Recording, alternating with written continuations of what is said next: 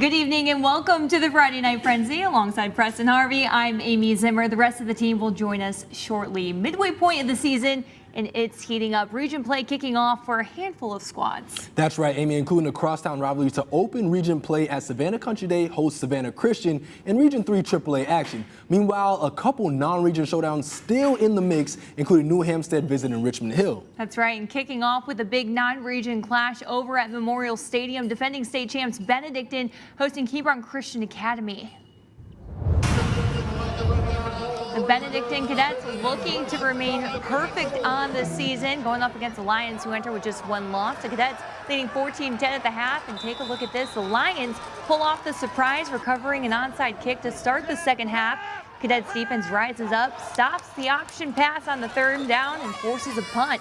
The Cadets start right back down the field as quarterback and Big 22 member Luke Cromenhawk completes a first down pass to Chris Frazier on the sideline. And the Florida State commit, showing off his scrambling ability, picks up another first down on the drive. Cadets Bryce Baker caps off the drive with a 4-yard touchdown run, powering his way into the end zone for a 21-10 lead. The Cadets pull away for a 35-10 victory to remain undefeated. And we are just warming up here on the Friday Night Frenzy. That's right, taking you to matchups across Southeast Georgia and the South Carolina Low Country, plus the Carolina Clash Game of the Week. May River visiting defending state champs Buford. That matchup and many more coming up. Don't go anywhere. Hi, we're the Raiders cheerleaders, and you're watching the Frenzy on WJCL 22 News.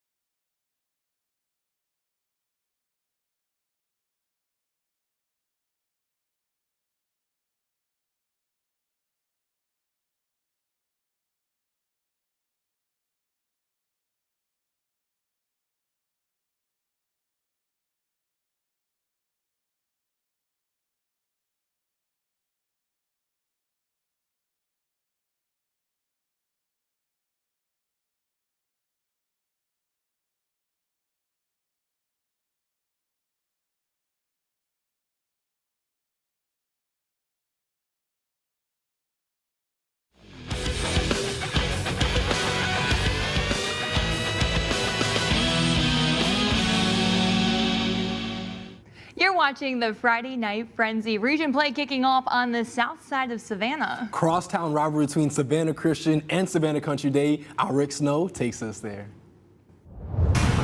Amy, Preston, the Raiders and the Hornets are both coming off their first loss of the season, which was each followed by a bye week. So tonight, we'll find out which team utilized this time the best and rebounds with an important Region 3A victory. All right, guys, y'all shake hands and just shake hands. Savannah Christian starts quickly in the first quarter as running back Henry Wall picks up a tough first down. Moments later, they call on Wall again, and he takes it in from 8 yards out for a 6-0 lead for the Raiders. The Hornets trying to answer the opening score, and Barton Nixon completes a pass to Keith James for a first down, but it wasn't enough. Nixon's pass is complete, but the Raider defense is there to stop the play and force a punt. In the second quarter, the Raiders on the move again, and Zoe Smalls shows how big he is with this powerful run for a first down. If you're the Hornets coach, you have to try something different to stop that run. So the Raiders go to the air as Blaze Thomas finds Henry Wall in the end zone with a spectacular 23-yard one-handed catch to put the Raiders up 13-0, and they go on to a 35-0 triumph over Country Day. Rick Snow, WJCL 22 News. Thank you so much, Rick. Over in Long County, the Blue Tide hosting Groves. Long County looking to get over 500 on the season, while the Rebels seeking their second win of the year. Jumping to the second quarter, Long County leading 52-20. The Blue Tide looking to stay on the ground. Kenny Pickens unable to get much on that run, though. Check this out, the very next play, Long County showing the explosiveness. Stephen Wyatt right through the middle of the defense for the house call. That touchdown setting the program record for the most points scored in a half. 2-point conversion good, 60-20 Long County. Groves looking to have the same run success, however Long County all over it. 3 and out for the Rebels. Now 9 seconds left before the half. Take a look at this. QB keeper by Jashawn Magani and manages to slip a couple tackles to find the end zone. Long County goes on to set a new franchise record for the most points scored in a game as Blue Tide defeat the Groves. The undefeated Calvary Day Cavaliers hosting Liberty County Panthers in their first Region 3 AAA game of the year. Second quarter, already 30-0 home team. Calvary Day quarterback and Big 22 member Jake Merklinger to Edward Coleman. Also a Big 22 member, no question why, just watch. Shakes off multiple Panthers before taken down. A few plays later is the duo again, Merklinger to Coleman for the quick score, 37-0 Calvary Day. Panthers quarterback Carlos Singleton trying to get something going, launches it. That's to Jaden Hurd, wide open for a first down, but unable to get further down the field. Merklinger back to work to who other than Coleman. Teammate Mike Smith says, yeah, I got your back. No one touching Coleman. Touchdown makes it 44-0 Calvary Day. Cavs defense not letting up. Singleton drops back, and take a look at this. Picked off by Calvary Day's Trevor Strawbridge. Panthers would get on the board, however, no catching Calvary Day in this one. 57-7, the final. Over in Richmond Hill, the Wildcats hosted the New Hampstead Phoenix. Both teams entering this matchup with only one loss on the year, looking to keep it that way. And it's homecoming at the Hill, so you already know the student section all fired up for the big game. Early action, Rashawn Truell showing off the vision, connecting with Nate Pearson, the tight end with the nice ball skills to reel in the catch. However, Phoenix unable to score on the drive. Wildcats on offense now, 3rd and long, needing a big play, and it would come from none other than Nick Bliss, using the blockers enough to move the chains. Couple plays later, Wildcats back to their bread and butter. And when I say that, I mean the run game. Joshua Ulrich uses the outside, and he's off to the races before being brought down. Richmond Hill able to hold on in this one, getting the win, 28-26 over New Hampstead. Skyline Stadium, the Johnson Adams Smashers coming off their first win under new head coach Steven Scott. The team looking to make it too, taking on crosstown rival Beach. Meanwhile, the Bulldogs still in the hunt for their first win of the season. Okay, first quarter, Bulldogs defense ready to play. DeAndre Jones with a big tackle in the backfield gets his team fired up, and Beach takes over. Quarterback Demetrius Holloway hands it off to his teammate. Look at this, fighting his way up the gut for a nice gain, however, not able to turn it into a score. Johnson quarterback Braden Hurst on the keeper. Bulldogs swarm, knocks out the ball. Johnson able to recover. And in this defensive battle, it was Johnson coming out on top, 20-9, the final. Time to head over to the Low Country for our Carolina Clash Game of the Week. Defending state champion Buford hosting the May River Sharks. Our Dave Williams has the highlights. Well, Amy Preston over here in the South Carolina Low Country, they're still a couple of weeks away before the start of region play. However, it appears the host team, the defending Class AAA state champion Buford High Eagles, are heating up a bit. After dropping their first 2 games of the year, they won their last 2. It's a similar story for the visiting May River Sharks. After dropping their first game of the year, they too have won their last 2 games. And this would be a game where the defenses would rule in a hard-fought close one. With Buford knocking on the door for a score, the May River defense comes up with a big stop. The Eagles, though, try to cash it in with a field goal, but again, May River comes up big with a block to keep the game scoreless. Buford would try to get something going again as Samari Bonds swings it out to Darrell Deppes for the nice gain, but again, that drive would stall.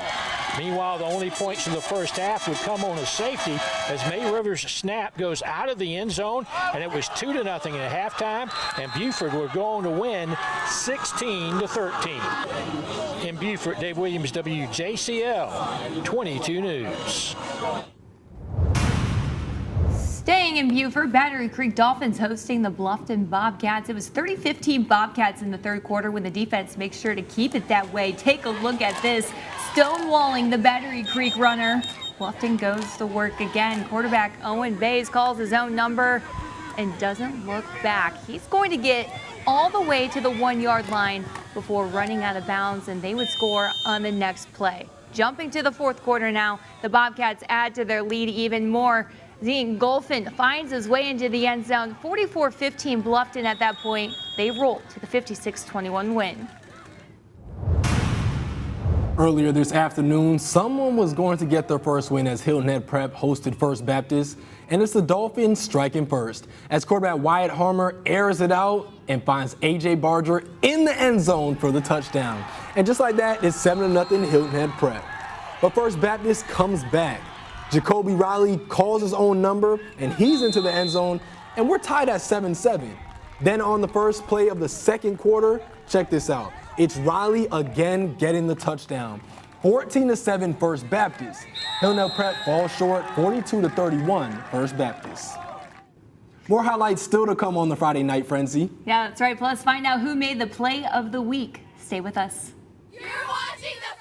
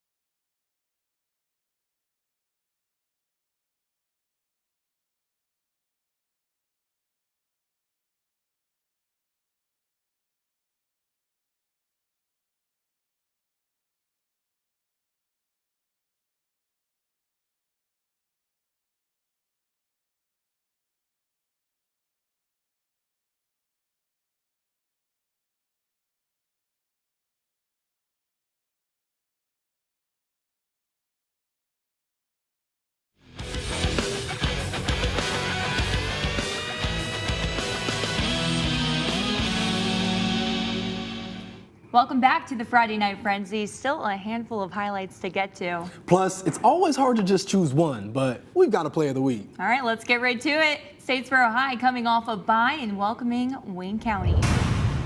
Highlighter colors seem to be the theme of the night. Pretty cool though. Wayne County Yellow Jackets led by Jabo Shaw, Statesboro Blue Devils led by Matt Dobson, both head coaches, former Georgia Southern football players.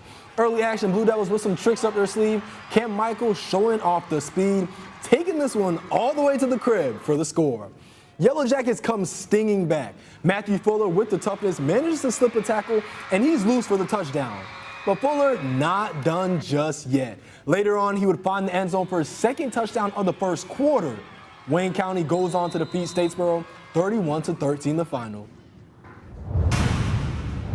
Savannah High hosting Cross Creek, looking for a win. Second quarter, the Blue Jackets going to have a pass picked off by Denzel Woodcock at the 10-yard line to stop the drive.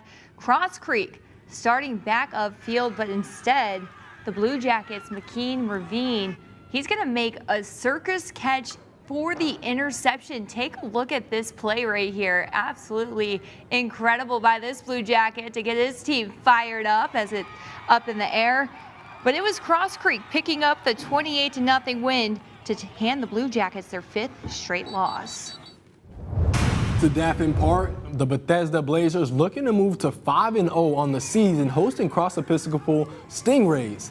Blazer quarterback Tristan Randall hands the ball off to Noah Jenkins, and check this out, easy touchdown. And it was 8-0 with a 2-point conversion. Later on in the first quarter, Stingrays quarterback Kyron Bodges would be picked off by Riley Wesley, and he returns it for the pick 6. Check it out right here. Man, what a play. Bethesda, though, would run away to a 53-0 win to improve to 5-0 on the season. Northwood Academy welcoming the Hilton Head Christian Academy Eagles. And Eagles quarterback Reed McCollum drops back, going to find a wide receiver in A.J. Hoft, and look what he does with it. Tight ropes to the sideline for a whopping 70-yard touchdown. The Eagles go on to win big in this one, 31-14. All right, jumping to our Friday Night Frenzy play of the week. Blaze Thomas of Savannah Christian, 23-yard pass into the end zone. That was a one-handed catch by Kenry Wall for the touchdown. A great play by Wall to take our play of the week. And that's going to do it for this week of the Friday Night Frenzy. Thank you so much for joining us. For Preston Harvey and the rest of the team, I'm Amy Zimmer. Have a great night.